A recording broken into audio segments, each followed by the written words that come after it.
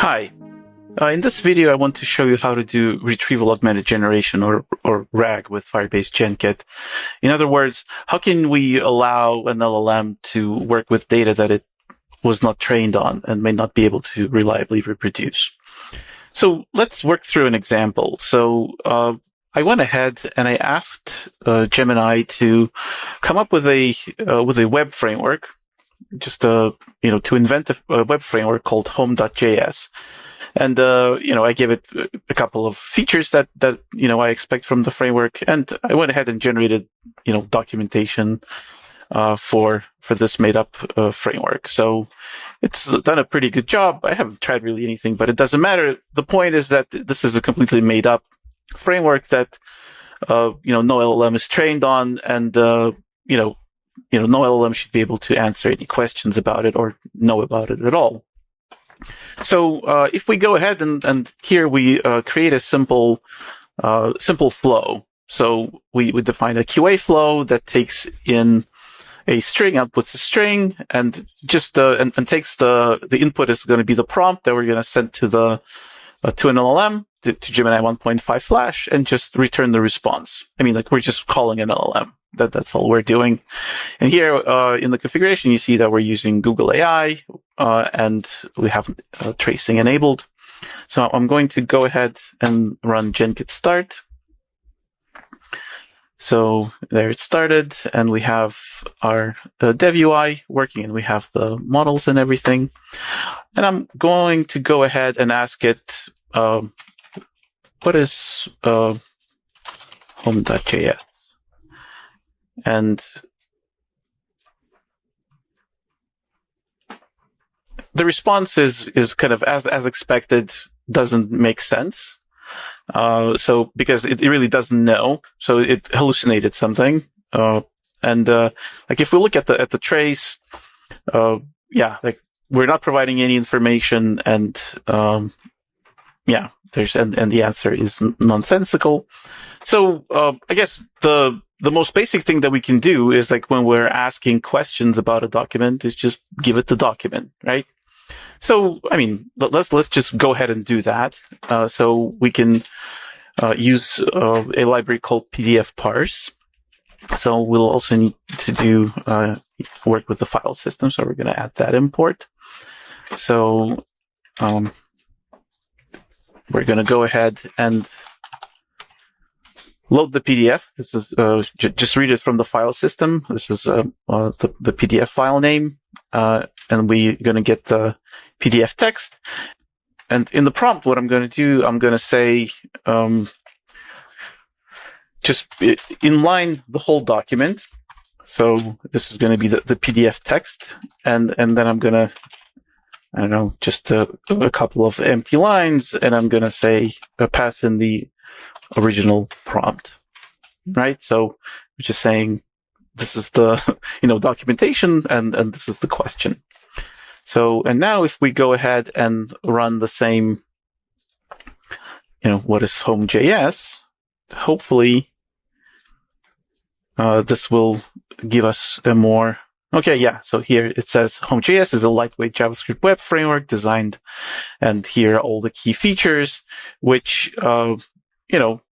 is straight up from the documentation. And if we look at the trace, here we see, our, question and the output, and here's our prompt, right? So, and it's a huge prompt. Basically, we took the whole PDF document, and here at the end, where this is our question, and it does a great job answering it. So, Gemini 1.5 Flash is great. It has a giant context window. Can take up to 2 million tokens, which is amazing. And we can actually see here in the usage stats, we can see that it's 18,000 characters or 4,000 tokens. So this works great for smaller documents, but imagine if you have a lot of documents, or your document is much, much bigger than a 9-page made up documentation file. This can quickly kind of stop becoming scalable or manageable. And also, like, it actually, costs money, right? So you're paying per token. So you probably want to kind of find the right balance between the right information, the right context, and not paying too much for all those tokens that are being used as part of input.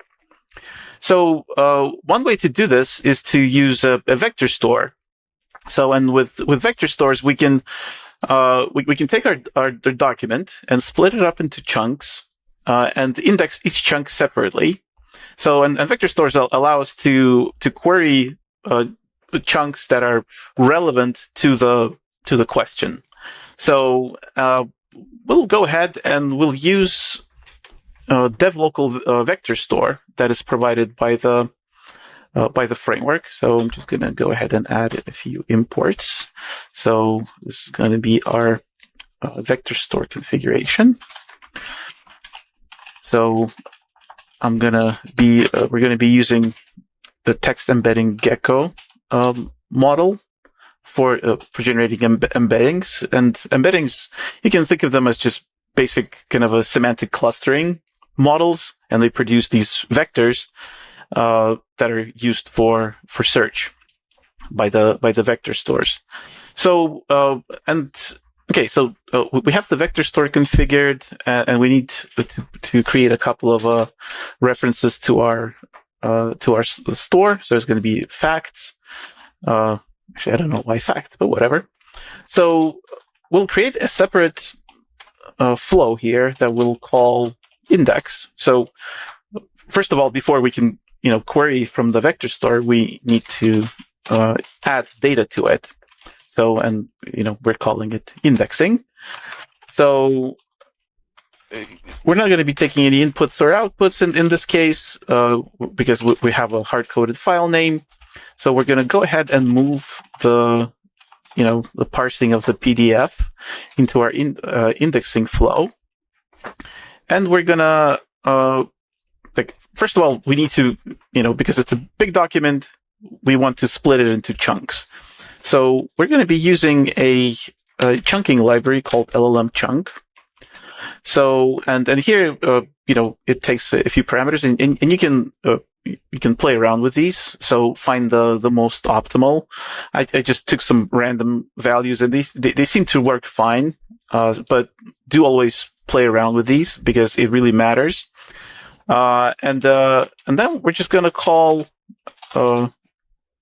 index function that's provided by Genkit we're just going to quickly go, import it. And we need to import the document. Document is a document abstraction within Genkit. So we're going to index into this index that we configured here, with a dev local vector store index, like these documents. And documents are going to be just basically chunks, all these different chunks of this document. And we're just, converting them to the document format. So this is all that's really is as part of indexing. And for the retrieval part, so what we're going to do is we're going to go ahead and call our retriever.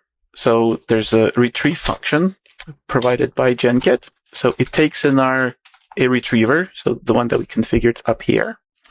It takes in the query. So query is going to be the prompt. And we're going to say, return 3 documents. You can specify how many documents you want. So, and in our LLM call, we'll just pass in the prompt as is, but we will use this context option, and we're just going to take these docs and pass them in as context.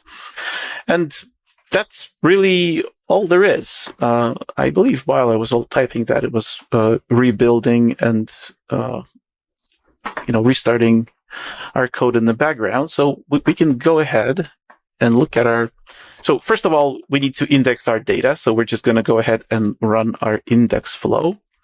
And we can see that all these embeddings calls is just basically it's taking all these chunks of the document and generating embeddings, and then it just added them to the index. So local file, like dev local file index, creates this file. So like if you really want to, you can go take a look, and all these values are actual embeddings, and you can see the text chunks that those embeddings are for. So now that we have data inside the index, we can go and actually try asking questions. So we can say, what is hello.js? No, sorry, not hello.js. It's probably going to write something. Yeah, it understood what I meant. I meant Home.js. So, and yeah, it still gives a pretty good answer.